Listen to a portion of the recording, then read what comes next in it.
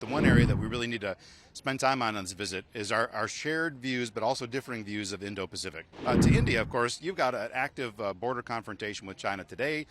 Bhutan is seeing a slow rollover of China, and as well as increased PLA Navy presence in the Indian Ocean region. It sounds like they got a lot of really big deals teed up. Even behind the scenes, both governments are talking about the significance in terms of concrete announcements they plan to make. Well, there's a lot of pomp and circumstance that goes into a state visit, which hasn't been accorded to an Indian leader in quite some time. But the pomp and circumstance is fun, but the substance, it sounds like they got a lot of really big deals teed up. Even behind the scenes, both governments are talking about the significance in terms of concrete announcements they plan to make, primarily in defense as well as in strategic commercial areas. So it's going to be a big deal. It's going to be highly visible. A lot of things that I think helps tie the relationship together, and also some concrete deals. All good.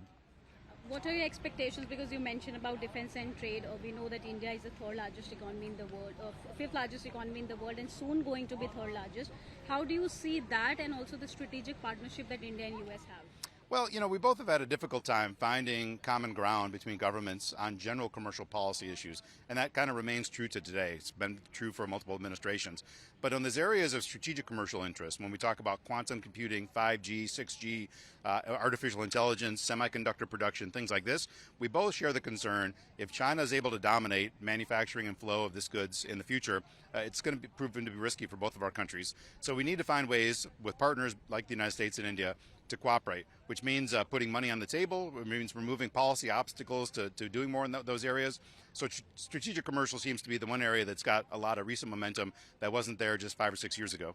So you mentioned about China, since we know that how aggressive China has been at the Indo-Pacific. How do you think that these challenges can India and US can overcome together?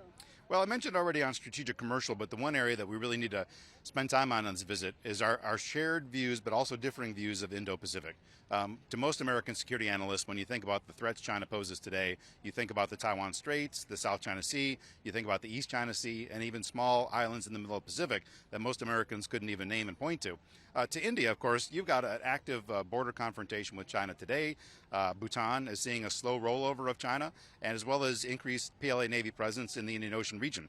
And the United States doesn't have that much of a presence in the Indian Ocean compared to a lot of these other geographies. So Indo-Pacific, we agree on the construct, we agree that China presents the threat, but finding out underneath that which are the pain points that we need to cooperate on, that's going to be critical for the visit ahead.